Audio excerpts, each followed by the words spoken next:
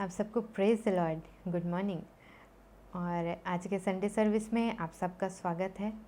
और Sunday service की शुरुआत करने के पहले आइए हम प्रार्थना करेंगे।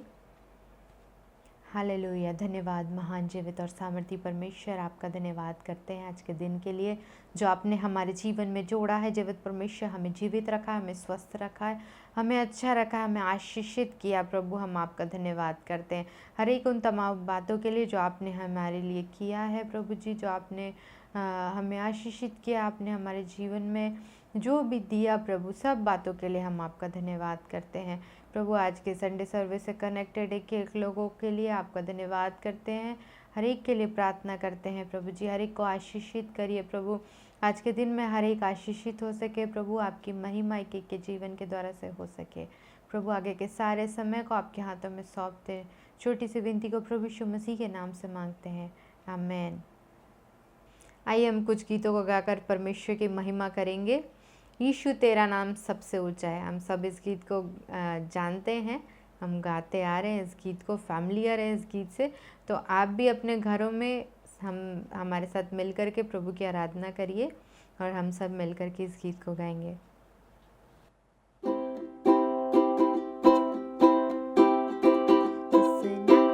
में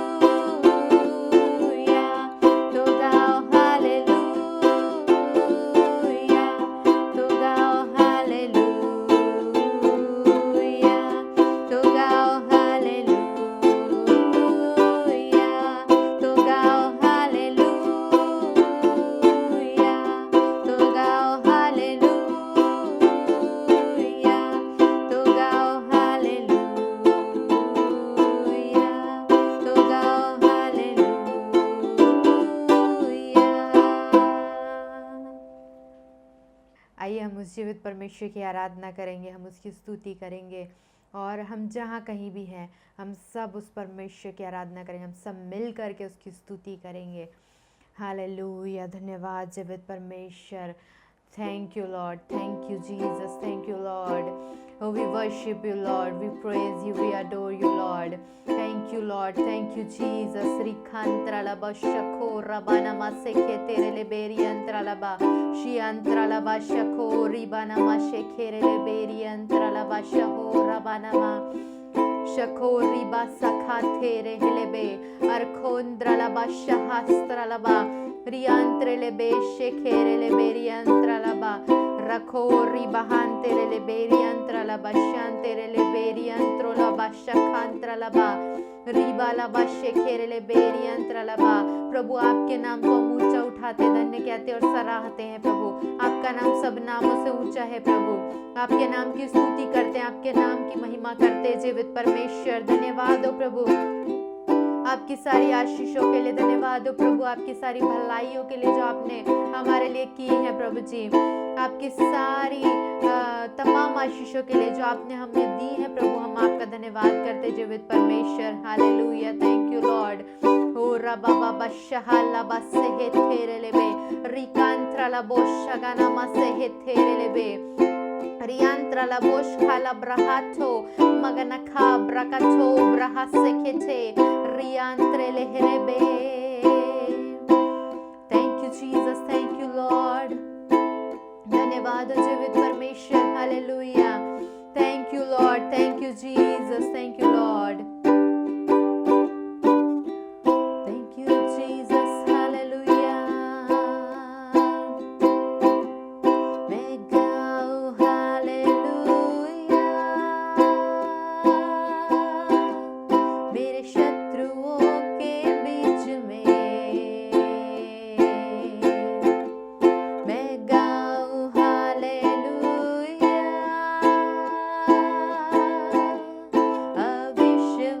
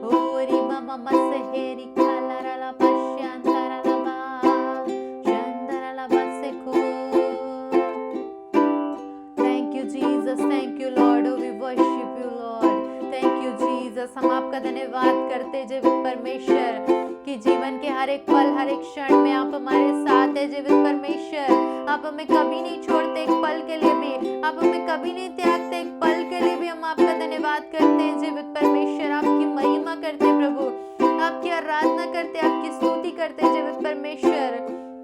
thank you Jesus, thank you Lord. ओ रबा बाबा शहान तेरे ले बेरी अंतरलबा रिखो रबा से खेली ब्रहातो मगनखा यरबो शकातो ब्रकातो ब्रखांते अलहांता मांथले ब्रो शमा से खे यहस्तो लिबरबा शांत्रलबा रिब्लोकोतो मखांत्रले बेरी अंतरलबा शांदो रबा से खेरले बेरी अंतरलबा। Thank you Jesus, thank you Lord.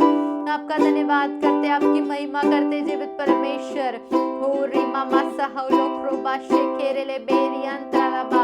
जीवित परमेश्वर, इस समय जितने कनेक्टेड है के लिए आपसे विनती और प्रार्थना करते जीवित परमेश्वर। प्रभु आप हर एक के अंदर रहते, प्रभु आपका वचन कहता है जीवित परमेश्वर आप हर एक के अंदर वास करते हैं और हम आपके मंदिर है जीवित परमेश्वर। हर एक ऐसी बातें प्रभु जो आप में बहने से हमको रोकती है, जितने लोग कनेक्टेड हैं वो जितने भी ब्लॉकेज वाली बातें हैं यीशु के नाम से कहते हैं, वो सारी रुकावटें सारी बाधाएं यीशु के नाम से इसी समय दूर हो जाए। वो हर एक ब्लॉकेज को हम आज्ञा देते हैं कि जीवन में से निकल जाए यीशु के नाम से, कि आपकी उपस्थिति उनके जीवन से बहने लगे, कि वो आप में बहने लगे प्रभु जी, आपकी उपस्थिति एक एक के जीवन से बहने लगे। हर एक ब्लॉकेज वाली बातें आज के दिन में यीशु के नाम से आज्ञा देते हैं एक एक के जीवन में से दूर हो जाए। ओ रबा मामा शहातो रबा से के थे रियांत्रला बोश खाला ब्रहा से केंथे रेले बेरी अंत्रलबा शंतोरो लो बोशे केंथे रेले बेरी अंत्रलबा रिबिलिया थरलबा रहो दरनबो शब्रनमा से खोरी अंत्रलबा। जीवित परमेश्वर इन दिनों में हर एक की सहायता करिए प्रभु जी, कि उनका आत्मिक स्तर बढ़ने पाए प्रभु जी, एक नेक्स्ट लेवल में लेकर के चलिए प्रभु जी।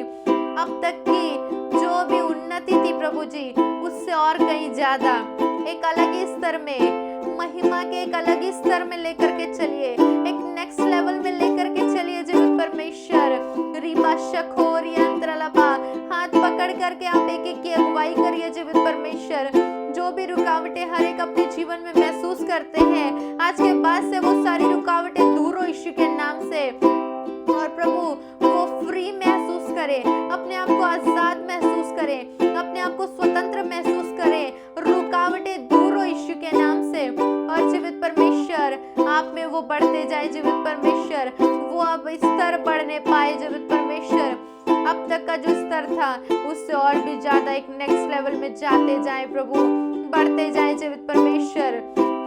ओ रबा शहान तो रोलो बोशे खेरेले बेरी अंतरला बारी खान तेरेले बे रिबलो बाशा खान तरला हशोको रबा हसे केंचेली ब्रहासो कोथो ब्रखान तरला बाहसे खेले रे बेरी अंतरला बा। जीवित परमेश्वर एक एक को आपके हाथों में सौंपते प्रभु जी, एक एक की अगुवाई करिए इन दिनों में जीवित परमेश्वर, कि हर एक के जीवन के द्वारा आपको महिमा मिलने पाए जीवित परमेश्वर। इस समय में विनती और प्रार्थना करते हैं प्रभु जी, जितने लोग बीमार हैं, जितने लोग अस्वस्थ हैं, और प्रभु कलीसिया में जितने लोग बीमार और अस्वस्थ है प्रभु जी, बीमारी को महसूस कर रहे हैं, और जहाँ कहीं भी लोग हैं जो देख रहे हैं इस प्रोग्राम को, यदि कोई बीमार है, यदि कोई अस्वस्थ है, यदि कोई ठीक महसूस नहीं कर रहा है अपने शरीर में, यीशु के नाम से इसी समय कहते हैं, एक एक बीमारी को, एक एक कमजोरी को, एक एक ऐसी बातों को, हर एक ऐसी कमजोरी को यीशु के नाम से आज्ञा देते हैं लोगों को इसी समय छोड़ करके चली जाए। हर एक ऐसी बातें जो शैतानिक है, हर एक ऐसी बातें जो शैतानिक शक्तियों की वजह से जीवन में है, यीशु के नाम से आज्ञा देते हैं, ए बीमारी हम तुझे आज्ञा देते हैं इसी समय यीशु के नाम से परमेश्वर के लोगों को छोड़ करके चली जा इसी समय।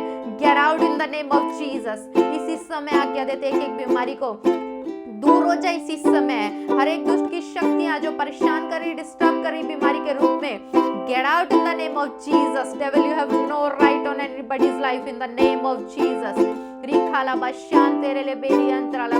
यीशु के नाम से एक एक के जीवन में हम इसी समय चंगाई को रिलीज करते हैं, हम इसी समय छुटकारे को रिलीज करते हैं। यीशु के नाम से एक एक के लिए चंगाई की घोषणा करते हैं, स्वतंत्रता की घोषणा करते हैं, फ्रीडम की घोषणा करते हैं। यीशु के नाम से वो हर एक बीमारी से आजाद हो जाएं, स्वतंत्र हो जाए जीवित परमेश्वर। प्रभु आपके कोड़े खाने से हम चंगे हो चुके हैं, आपके कोड़े खाने से जितने बीमार इस समय जो देख रहे जो अस्वस्थ है वो चंगे हो चुके हैं, 100% चंगे हो चुके हैं। प्रभु आपका धन्यवाद करते हैं, एक एक को आपके हाथों में सौंपते हैं। प्रभु जी इन दिनों में हर एक को बढ़ाइए, उन्नति दीजिए, उन्नति का जीवन दीजिए, न केवल अपने और अपने परिवार के लिए लेकिन बहुतों के लिए उन्नति का कारण बनाइए। प्रभु जी बना दीजिए जीवित परमेश्वर कि आपकी उन्नति में बढ़ते जाएं, आप में उन्नति करते जाएं और बहुतों के लिए उन्नति का कारण बनने पाए। प्रभु जी thank you Jesus, thank you Lord. प्रभु आपका धन्यवाद करते हैं, एक एक को आपके हाथों में सौंपते हैं। प्रभु जी आपका धन्यवाद करते हैं, यहाँ तक आपने सहायता की, आगे के सारे समय को आपके हाथों में सौंपते हुए छोटी सी विनती को प्रभु यीशु के नाम से मांगते हैं, आमीन। और जैसे कि आप सब जानते हैं कि आज स्वतंत्रता दिवस है, यानी कि आज 15 अगस्त है। आज के दिन हमारा देश जो है वो स्वतंत्रता दिवस मनाता है और आज का जो दिन है काफ़ी विशेष है। लेकिन हमारा देश तो आज़ाद हुआ बहुत साल पहले, लेकिन आज बहुत सारे ऐसे लोग हैं जो गुलामी में हैं। गुलामी से मेरा मतलब है नशे की गुलामी में है और बहुत सारी ऐसी बुरी आदतों की गुलामी में है। हमारा देश आज बहुत सारी चीज़ों के, बहुत सारी बुरी आदतों के, बहुत सारी बुरी बातों की गुलामी में आज जीवन को बिता रहे हैं। पूरे भारत देश में कई ऐसे लोग हैं जो गुलामी में हैं। हमारा देश तो आज़ाद हुआ, लेकिन आज लोगों को आज़ादी की आवश्यकता है। आज हमारी और आपकी ये जिम्मेदारी है कि हम आज अपने भारत देश के लिए, अपने भारत देश के में रहने वाले लोगों के लिए हम प्रार्थना करें कि वो पूरी रीति से स्वतंत्रता को प्राप्त करें। आज के समय में यदि देखा जाए तो अभी इस समय एट प्रेजेंट हमारा देश जो है वो बीमारी के गुलामी में जीवन को बिता रहा है। बहुत सारे लोग, कई ऐसे लोग, मृत्यु दर हम देख रहे हैं। बहुत सारे लोग जो है वो संक्रमित हैं, लोग जो है बीमार हैं, लोग परेशान हैं, बहुत ही ज़्यादा तनाव में कई लोग जी रहे हैं। कई लोगों ने जीने की आशा छोड़ दी है, गुलामी में जीवन को बिता रहे हैं, बीमारी के गुलामी में है। बहुत सारे कई प्रकार की ऐसी गुलामी है। आज हमारा क्या कर्तव्य है कि आज हम देश के लिए प्रार्थना करें और हम सबको अपने देश के लिए प्रार्थना करने की आवश्यकता है। और आज ऐसा दिन है कि आज स्वतंत्रता दिवस है, तो आइए क्यों ना हम सब मिलकर के आज अपने देश के लिए प्रार्थना करें, बड़े बोझ के साथ आज प्रार्थना करें। कई ऐसे जवान हैं इस भारत देश में हमारे रहने वाले, कई ऐसे जवान हैं जो आज नशे की गुलामी में अपने जीवन को बिता रहे हैं। आज उनके जीवन में कोई आशा नहीं है, आज उनके पास सब कुछ है लेकिन उनके पास ईश्वर नहीं है, उनके पास सच्चे और जीवते परमेश्वर की उपस्थिति नहीं है, उनके जीवन में परमेश्वर नहीं है। उनके पास सब कुछ है। कई ऐसे लोग हैं जिनके पास कुछ भी नहीं है, वो जीने की आशा छोड़ दिए हैं, वो भी गुलामी में। लेकिन कई ऐसे लोग हैं जिनके पास सब कुछ है, पैसा है, सारी अच्छी चीज़ें हैं, सारी फैसिलिटीज़ है, लेकिन उनके पास जीवित परमेश्वर नहीं है, वो भी गुलामी में है। आज हमको प्रार्थना करना है, आइए हम मिल करके प्रार्थना करेंगे। एक बोझ को हमको रखना है, क्योंकि यदि हमारे पास सब कुछ है, हम सब कुछ प्राप्त करें, हमारे जीवन में परमेश्वर नहीं है तो भी हम गुलामी में हैं। हमको आज जानने की आवश्यकता है। मैं आज आप सबको भी उत्साहित करना चाहती हूँ कि ये समय जो है अपने देश के लिए प्रार्थना करने का समय है। जब आप अपने घरों में होते हैं, आप जहाँ कहीं होते हैं, अपने देश के लिए हमको प्रार्थना करना है। आप सब प्रार्थना करिए हमारे देश के लिए, भारत देश के लिए। वचन कहता है खुद बचना ही काफ़ी नहीं है, औरों को हमको बचाना है। तो हमारी एक जिम्मेदारी है, आज हमारा फ़र्ज़ है, हम कुछ नहीं तो प्रार्थना कर सकते हैं। प्रार्थना एक सबसे बड़ा गिफ्ट है जो हम दूसरों को दे सकते हैं। हम आज प्रार्थना कर सकते हैं ऐसे लोगों के लिए जो गुलामी में जीवन को बिता रहे हैं। आइए इस समय हम सब मिल करके बड़े बोझ के साथ प्रार्थना करेंगे अपने देश के लिए। हालेलुया रिखंतरालबा शांदोरोलोबो रेखेथेरेले बेरियंतरालबा। जीवित परमेश्वर, प्रभु आपसे विनती और प्रार्थना करते हैं इस समय में प्रभु अपने भारत देश के लिए। जीवित परमेश्वर, जहाँ हम रहते हैं, और प्रभु आपने हमें यदि इस भारत देश में रखा है तो इसलिए रखा है कि हम इस भारत देश के स्वतंत्रता और आज़ादी के लिए हम प्रार्थना करें। हमें इसलिए रखा है कि हम इस देश के लिए आशीष का कारण हो। हमें इसलिए रखा है कि हमारी एक जिम्मेदारी है कि आज हम ऐसे लोगों के लिए प्रार्थना करें जो अब भी गुलामी में हैं, पाप की गुलामी में है, बहुत सारी गलत आदतों की गुलामी में है, बहुत सारी ऐसी बुरी आदतों की गुलामी में है जो आप सच्चे और जीवित परमेश्वर को नहीं जानते हैं। आज बहुत सारी चीज़ें हैं, उनके पास सारी सुविधाएं हैं, सारा सुख है, लेकिन आप उनके जीवन में नहीं है, वो भी आज गुलामी में है। प्रभु जी, जीवित परमेश्वर, पूरे भारत देश के लिए प्रार्थना करते हैं जो बीमारी की गुलामी में भी इन दिनों में, इस समय में अपने जीवन को बिता रहे हैं। प्रभु विनती और प्रार्थना करते जीवित परमेश्वर, यीशु के नाम से हम एक एक के लिए स्वतंत्रता और आज़ादी की घोषणा करते हैं। यीशु के नाम से प्रभु सचमुच में वो स्वतंत्रता दिवस को महसूस कर सके, अपने जीवन में पूरी स्वतंत्रता को, पूरी आज़ादी को महसूस कर सके। प्रभु जी, अपने जीवन में व्यक्तिगत रीति से वो सारी बुरी आदतों से स्वतंत्र हो जाएं। हर एक ऐसे जवान जो बुरी आदतों में है, नशे की लत में है और बहुत सारी बुरी बातें उनके जीवन में है, यीशु के नाम से हम कहते एक एक लत और नशे की आदत और बुरी आदतें यीशु के नाम से हम आज्ञा देते हैं, इसी समय एक एक लोगों को छोड़ करके चली जाए यीशु के नाम से।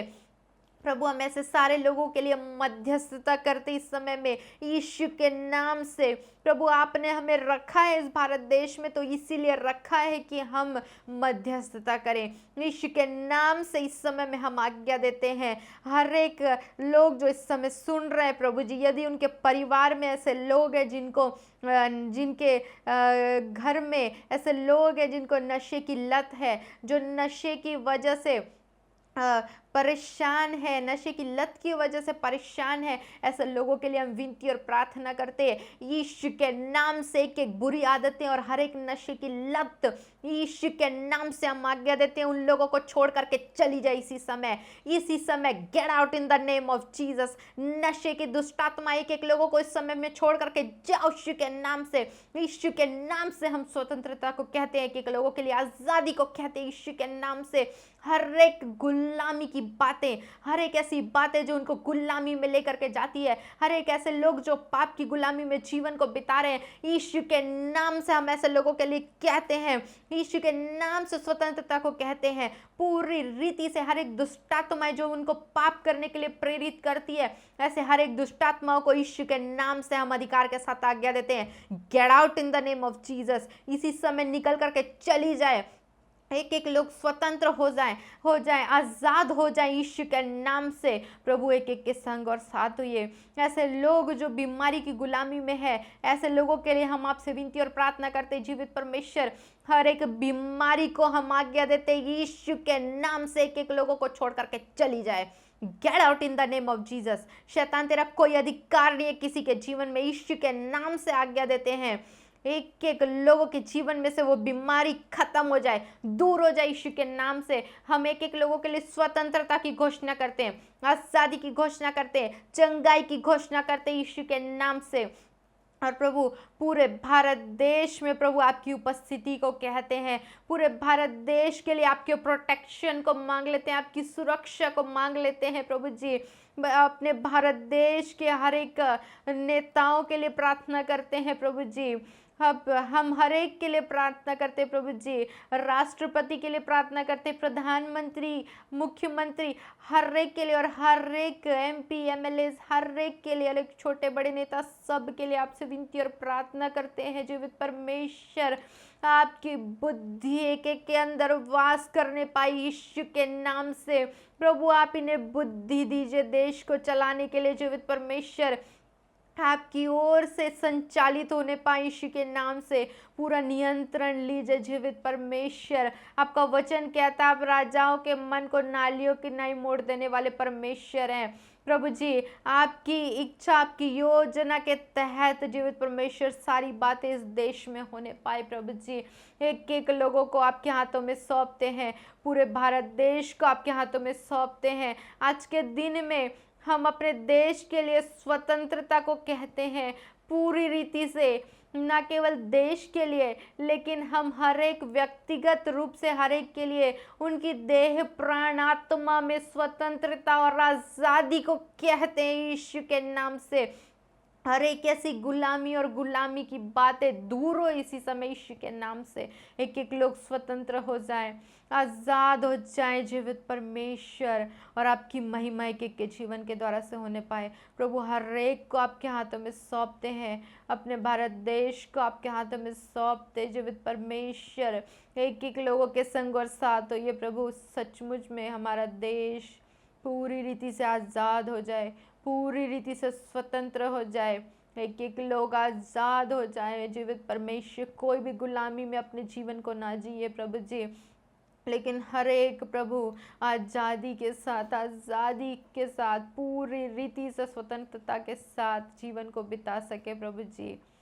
हर एक के पास आप सच्चे जीवित परमेश्वर, आप उनके जीवन में आ जाइए प्रभु जी। हर एक के पास आप हो प्रभु जी, हर एक आपको जाने, हर एक आपको पहचाने, और प्रभु जी हर एक के जीवन के द्वारा आपको महिमा मिलने पाए जीवित परमेश्वर।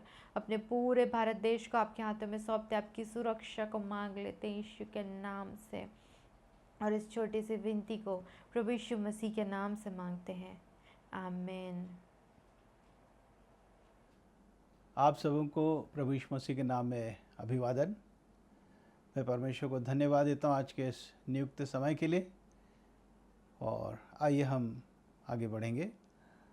जो संदेश आज मैं आपको बताने जा रहा हूँ उसका शीर्षक है सहनशीलता, सब कुछ सह लेना।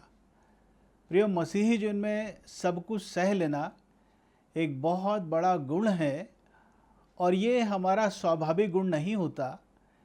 ये गुण जो है परमेश्वर हमें देता है, और मैं परमेश्वर के वचन से आपको 10 प्रकार की बातें बताऊंगा जिसे हम में से हर एक को सहना है, और ये भी मैं आपको बताऊंगा हम कैसे सह सकते हैं इसको, और कैसे हम लाभ को प्राप्त कर सकते हैं। सबसे पहली बात, इब्रानियों की पत्री उसका 13 अध्याय और उसका 22वां पद।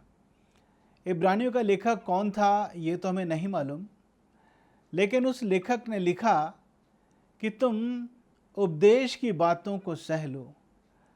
जो वचन तुम्हें प्रचार किया जाता है या लिखा जाता है, सह लो।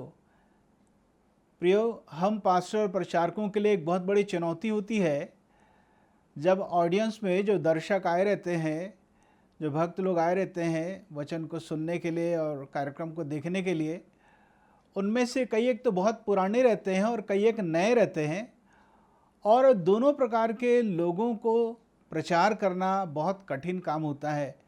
नए लोगों के लिए हम गहरी बातें बता नहीं सकते हैं, पुराने लोगों के लिए एकदम शुरुआती बातें जो होती हैं, बुनियादी बातें जो होती हैं वो बता नहीं सकते, क्योंकि वो सारी बातें वो जानते हैं। सो कई बार बहुत ही मुश्किल काम हो जाता है कि हम प्रचार करें तो करें क्या। मैं आपसे कहना चाहता हूँ, उपदेश की बातों को सह लीजिए। पुराने लोगों को चाहिए कि वो सहें ताकि नए लोगों को आशीष मिल सके। एक और बात मैं कहना चाहता हूँ, पास्टर प्रचारकों को या प्रभु के दासों को, चाहे वो प्रेरित हों, भविष्यवक्ता हों, उन्हें आपके बारे में कुछ भी नहीं मालूम रहता है। जैसा पवित्र आत्मा उनकी अगुवाई करता वचन को बोलने के लिए, वो वचन को बोलते चले जाते हैं। कई बार तो संभवतः आपको ऐसा लगता भी होगा कि प्रचारक ने मेरा नाम भर नहीं लिया, बाकी सब कुछ मेरे बारे में बता दिए। प्रियो, मैं आपसे कहना चाहता हूँ, चाहे प्रचारक को आपके बारे में मालूम हो या ना हो, उसका काम है, उसकी जिम्मेदारी है कि वो सही आपको प्रचार करे। प्रचार आईने के समान है। जब आप प्रचार को सुनते हैं या वचन को पढ़ते हैं, वचन आईना है। तो जब आप प्रचार को सुनते हैं तो जैसे मानो आप आईना देखते हैं। आईने में, दर्पण में आपको अपनी तस्वीर नजर आएगी। आप कैसे दिखते हैं आत्मिक रूप से वो आपको समझ में आएगा। परमेश्वर का वचन हथौड़े के समान है, तलवार के समान है, तो चोट लगती है। परमेश्वर वचन के द्वारा काटता छांटता है। हालांकि प्रचार करने वाले को कुछ भी नहीं मालूम कि इस वक्त आपके मन में क्या हो रहा है, लेकिन प्रियो, परमेश्वर अपने वचन के द्वारा आपसे बात करता है। कई बार आपको बहुत गुस्सा आ सकता है प्रचारक के ऊपर, वो तो सब कुछ मेरे बारे में बता रहे हैं, केवल नाम नहीं ले रहे हैं। प्रियो, मैं आपसे कहना चाहता हूँ, अधिकांश बार प्रचारक को कुछ नहीं मालूम रहता है, लेकिन कई बार परमेश्वर नाम लेके बताता है कि किसको क्या प्रचार करना है। मैं आपसे एक ही बात कहना चाहता हूँ, ऐसे संदेश को सह लीजिए। प्रियो, जैसे दवाइयाँ काफ़ी कड़वी होती हैं, परंतु पीना पड़ता है। इंजेक्शन जो होता है बहुत ही पीड़ा होती है, परंतु ये आपके लाभ के लिए है, ताकि आप अच्छे स्वास्थ्य को प्राप्त कर सकें। ऐसा ही परमेश्वर का वचन है, आपके लाभ के लिए है, आपकी आशीषों के लिए है। इसे सह लीजिए।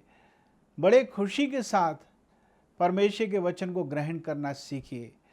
तो यहाँ पर मैंने आपको ये बताया कि सभी प्रकार के संदेश को सह लेना है, वचन को सह लेना है, क्योंकि बाइबल में लिखा है 2 तीमुथियुस उसका 4 अध्याय उसका 3 पद कि ऐसा भी कठिन समय आएगा कि लोग खरे संदेश को सह नहीं पाएंगे और अपने लिए कानों के खुजली के अनुसार, अभिलाषाओं के अनुसार बहुतेरे उपदेशक बटोर लेंगे। अर्थात कई प्रचारकों को नियुक्त करेंगे कि वो उनके अनुसार प्रचार करे और खरी बातों का प्रचार ना करे। कठिन समय आ चुका है। कितने लोग परमेश्वर के वचन को सच्चाई के साथ सुनना नहीं चाहते हैं, कुछ बातों को सुनना चाहते हैं जो उन्हें अच्छी लगती है। परंतु मैं आपसे कहता हूँ, अच्छे संदेश को भी, कड़े संदेश को भी आप सुनना सीख लीजिए, सहना सीख लीजिए। इससे आपको बड़ी आशीष मिलेगी। दूसरी बात जो हमें सहने की आवश्यकता है वो है सताव को, दुखों को सहना सीखना है। प्रियो, जो उद्धार प्रभु यीशु मसीह हम में से हर एक को देते हैं, यह तो मुफ्त है, निःशुल्क है, लेकिन हमें कीमत को अदा करना है। अर्थात हमें दुख उठाने के लिए, परसिक्यूशन के लिए, सताव के लिए तैयार होने की आवश्यकता है। पहला पत्रस 2 अध्याय 19 पद, पहला कुरिन्थियों 4 अध्याय उसका 12 पद, 2 कुरिन्थियों 1 अध्याय 6 पद, 2 थिस्सलुनीकियों 1 अध्याय 4 पद। सो इन सारे वचनों में आप यही बात पढ़ेंगे कि जब उन्होंने प्रभु यीशु मसीह को स्वीकार किया तो बहुत ज़्यादा सताव का सामना करना पड़ा। मैं आपसे कहना चाहता हूँ, कई बार सताव बहुत बड़ा नहीं होता, परंतु जैसे ही आप घर में बताते हैं कि अब आप प्रभु यीशु मसीह पर विश्वास करते हैं, तो सताव उस समय प्रारंभ होता है। आपको बाइबल पढ़ने से रोका जाएगा, प्रार्थना करने से रोका जाएगा और प्रभु के भवन जाने के लिए भी आपको मना किया जाएगा। यहाँ तक कि आपको घर से निकलना भी बंद कर सकते हैं। सबसे पहले घर के लोग ही आपके दुश्मन हो सकते हैं। दुश्मन होते हैं ऐसा नहीं कह रहा हूँ, हो सकते हैं, अर्थात वो रुकावट डाल सकते हैं कि आप मसीही जीवन में आगे ना बढ़ें। हर एक बाधाओं को पार करने की आवश्यकता है, सहनशील बनना है। ये ना सोचे कि मेरे ही साथ प्रभु ऐसा क्यों होता है।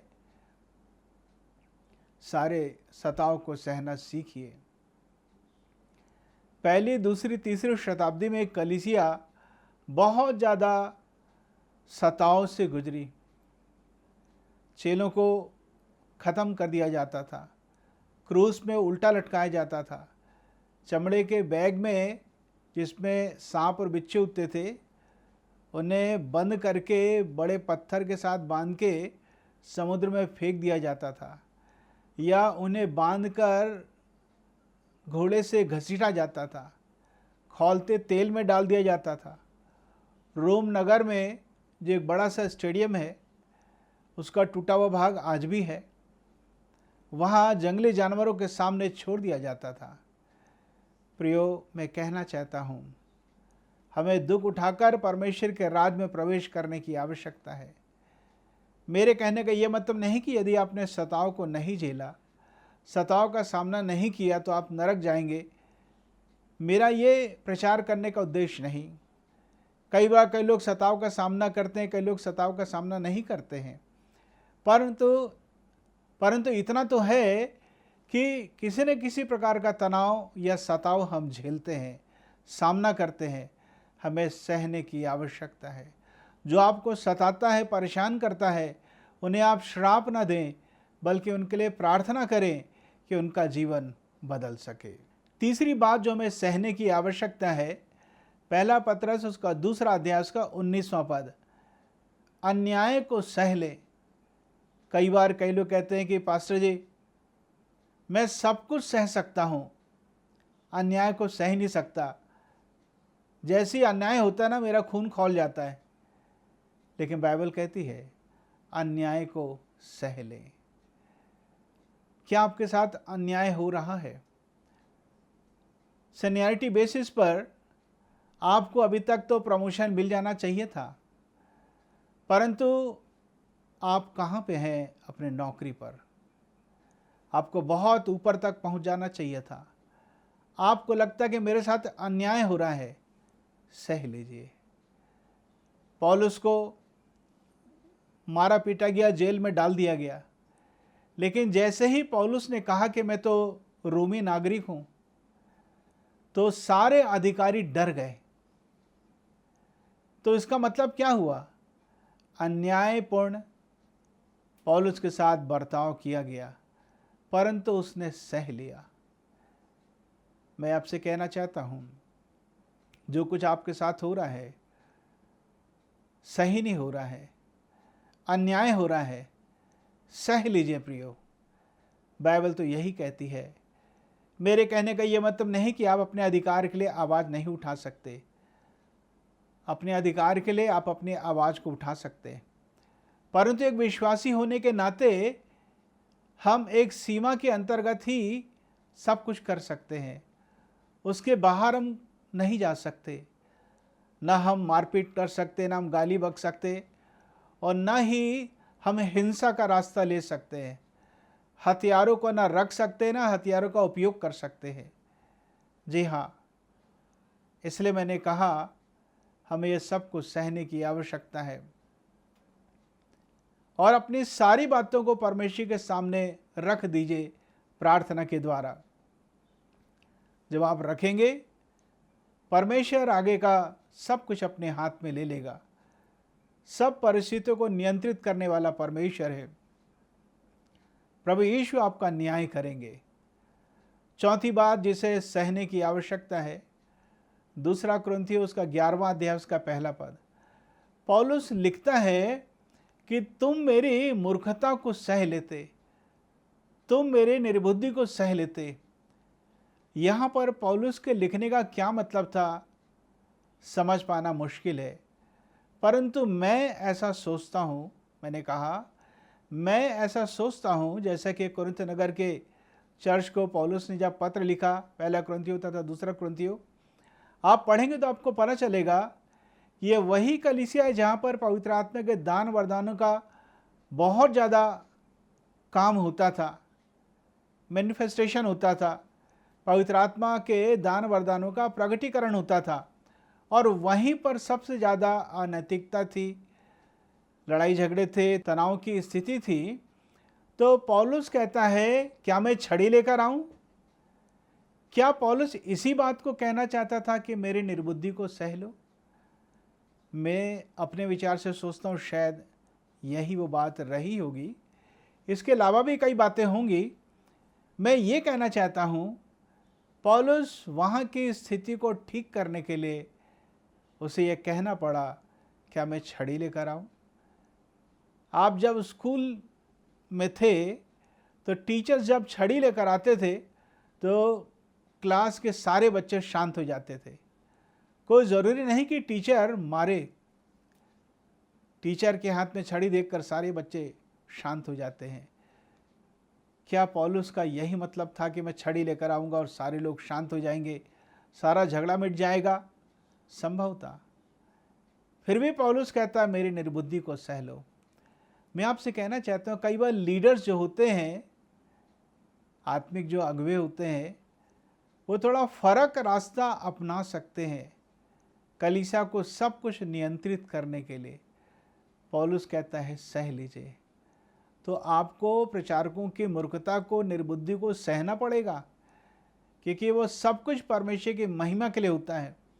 आप उनके शब्दों को, उनके कार्यों को पूरी रीति से गलत भी समझ सकते हैं, परंतु उसको अच्छे दृष्टिकोण से देखिए और समझने की कोशिश कीजिए।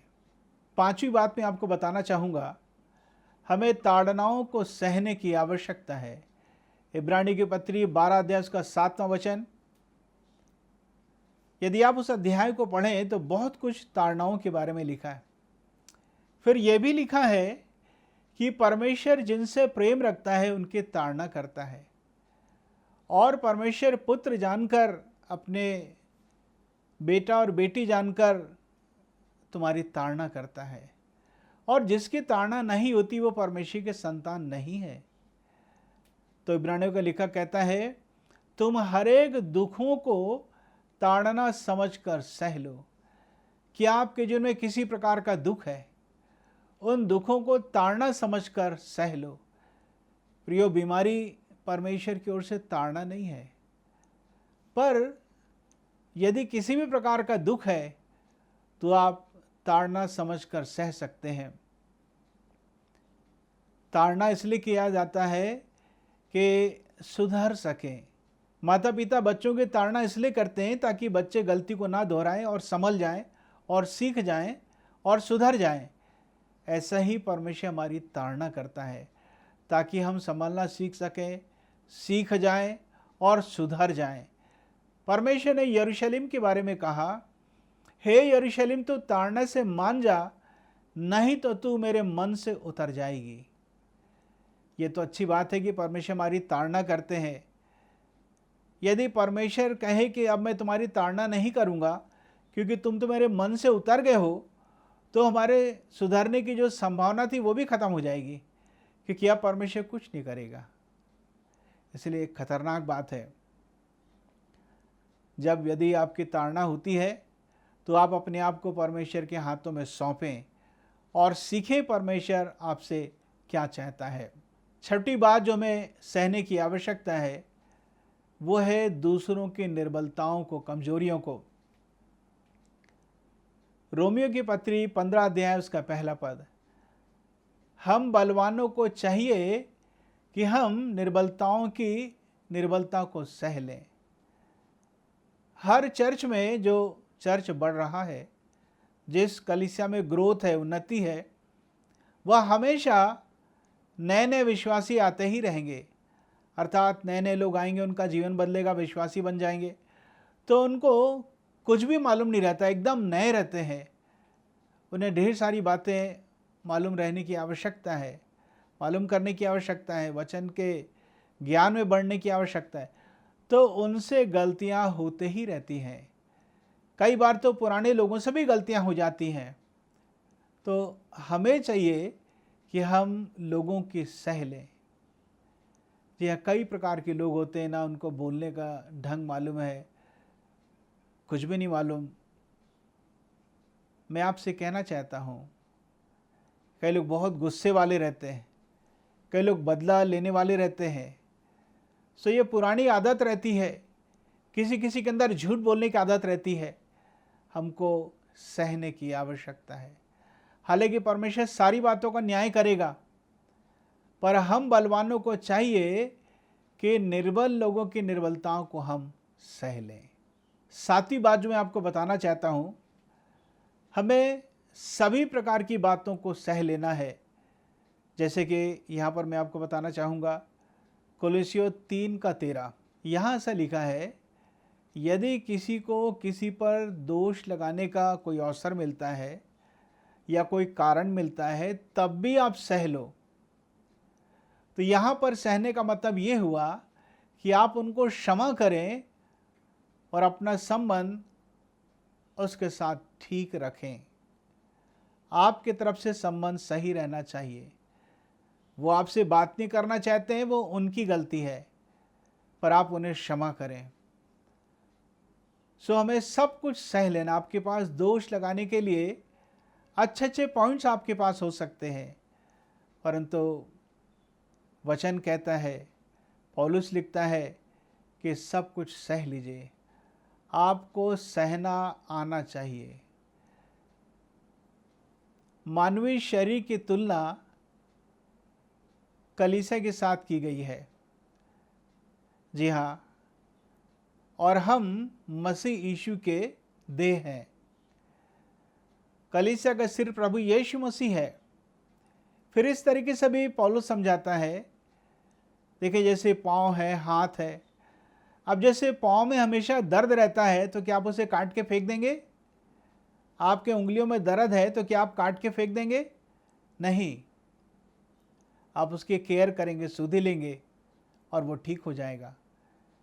मैं आपसे यही कहना चाहता हूँ, आपके पास बहुत ढेर सारे कारण हो सकते हैं किसी के खिलाफ बोलने के लिए। क्षमा कर दीजिए, सह लीजिए, यानी कि कोई प्रतिक्रिया नहीं। आगे बढ़ेंगे। गलतियों की पत्री उसका 6वां अध्याय और उसका 2 वचन, एक दूसरे के भार उठाओ। अंग्रेजी में लिखा है, एक दूसरे के भार सहना सीखो। सह लो क्या मतलब होता है? यानी कि हमें एक दूसरे के सुधि लेने की आवश्यकता है। क्या हम एक दूसरे के सुधि लेते हैं? अभी तो हमारे पास अच्छा माध्यम है सुधि लेने के लिए। कम से कम फ़ोन करके हम पता कर सकते हैं अभी क्या स्थिति है। कई बार आपको किसी के घर जाने की भी ज़रूरत नहीं, बस फ़ोन से आप पता कर सकते हैं कौन कैसा है। लेकिन बहुत ज़्यादा देर तक किसी से बात मत करिए। मैं प्राय आप सबों से बातचीत करता हूँ, पर फ़ोन में मेरी बातचीत बहुत ज़्यादा लंबी नहीं रहती। मेरा भी समय कीमती है, आपका भी समय कीमती है। ऐसा भी नहीं कि साल में एक बार बात करेंगे, 2 घंटे से कम बात नहीं करेंगे। ऐसा नहीं, हर महीने बात करिए, पर थोड़ा सा समय लीजिए। सो एक दूसरे की सुधि लेने की आवश्यकता है, एक दूसरे का भार उठाने की आवश्यकता है। एक उदाहरण मैं बार बार बताता हूँ और मुझे अच्छा भी लगता है। जैसे कि मैंने एक बार बहुत पहले बताया था कि नाक में और आँख में झगड़ा हो गया। नाक और आँख के बीच में झगड़ा हो गया। नाक ने कहा आँख से कि तू हमेशा चश्मा लगाता है और मेरे ऊपर रख देता है, यानी कि नाक के ऊपर चश्मा रहता है। तो नाक बोल रहा था, इतने साल से मैं तेरा भार सह रहा हूँ और नाक में काला चिन्ह भी पड़ गया है, दाग हो गया है, अब मैं तेरा भार सह नहीं सकता। आँख ने बहुत हाथ पांव जोड़ा नाक का और कहा कि तेरे बगैर मेरा कोई काम नहीं चलेगा। नाक ने एक नहीं सुना। नाक बिल्कुल सहमत नहीं हुआ। उसने कहा कि मैं तेरा भार नहीं उठाऊंगा। आँख बेचारी क्या करती, बगैर चश्मे के जा रही थी, सामने पेड़ था, पेड़ से ही टकरा गई। तो किसको लगा पहले? आँख को नहीं, नाक को लगा। प्रियो, हम ये सीखते हैं, यदि हम एक दूसरे की सुधि नहीं लेंगे तो हम ही परेशानी में पड़ेंगे। जरूर से सुधि लीजिए। अधिकांश को मैं ही फ़ोन लगाता हूँ, या पास्टर प्रचारक के फ़ोन लगाते वही विज़िट करते हैं। पर क्या कभी आप पास्टर या उनके परिवार से फ़ोन में आपने बातचीत किया? क्या आपने पूछा कि वो कैसे हैं? सुधि लेना एक तरफा नहीं होना चाहिए, यानी कि अगुवे को भी सुधि लेना चाहिए और चर्च के मेंबर्स को भी अपने पास्टर, उनके परिवार के सदस्यों की सुधि लेना चाहिए। जैसे अगुवा आपके घर जाता है, आप अगुवे के घर जा सकें, समय को नियुक्त कर लें, फ़ोन करके आएँ, बता के आएँ तो और भी अच्छा होगा। कई बार हम लोग बाहर चले जाते हैं, सो मैं आपसे कहना चाहता हूँ, एक दूसरे की सह लेना है, एक दूसरे की केयर भी करना है। 9वीं बात कहना चाहता हूँ, पहला कुरिन्थियों 13 अध्याय उसका 7 वचन से आगे, प्रेम सब कुछ सह लेता है।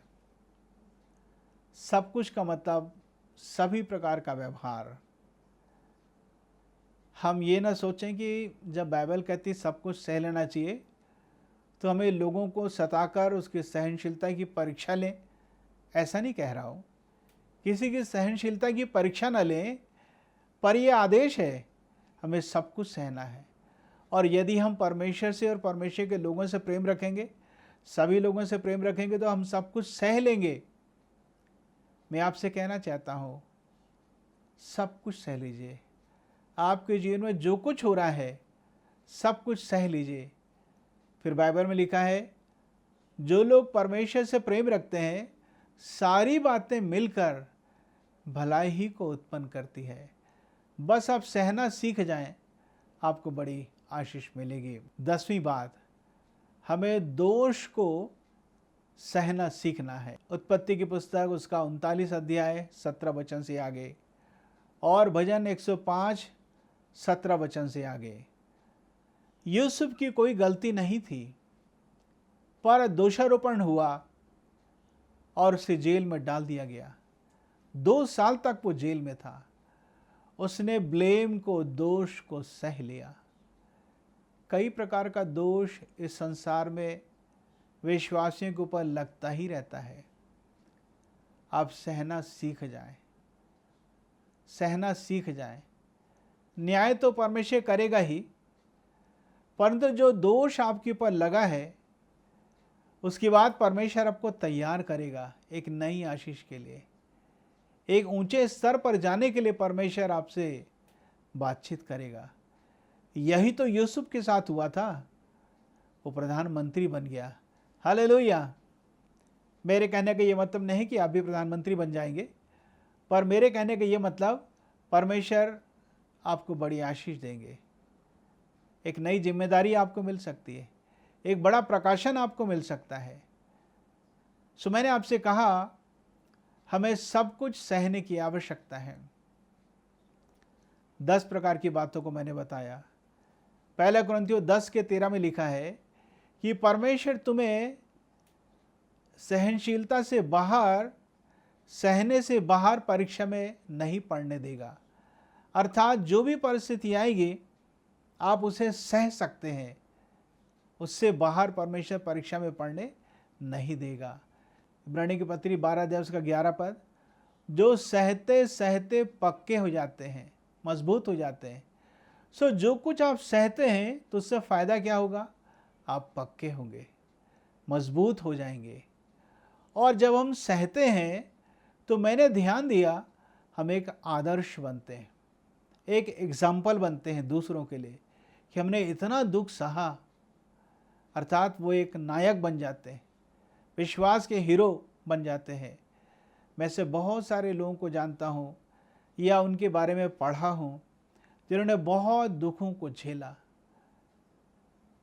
पौलुस भी जेल में था, पतरस भी जेल में था, सुसमाचार सुनाने की वजह से।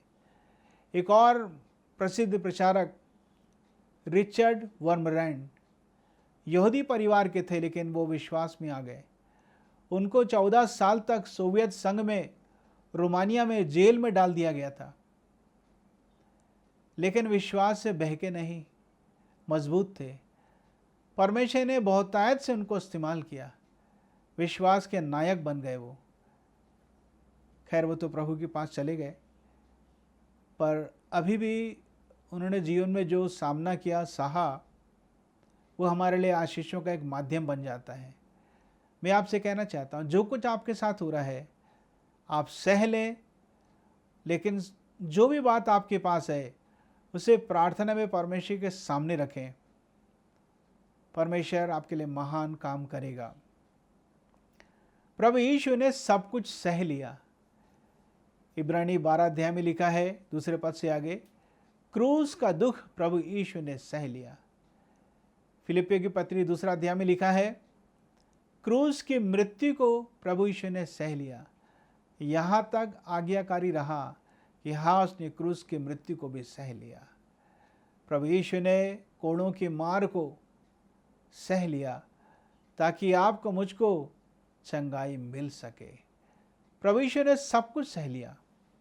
लोग ऐसी ऐसी बातें बोलते थे जिससे भावना में बड़ी ठेस लगती थी।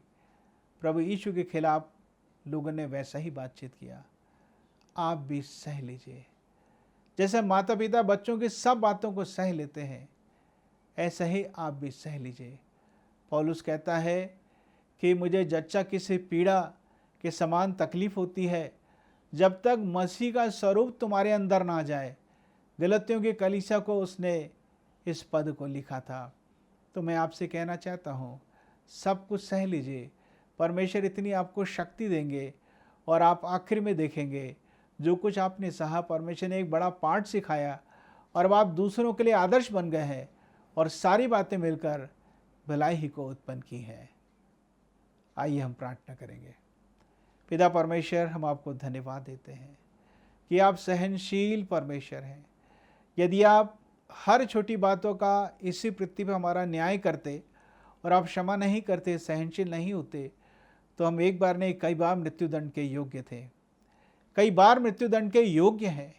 लेकिन आप सहनशील है, सब कुछ सह लेते हैं, अवसर प्रदान करते हैं। इसके लिए धन्यवाद देता हूँ।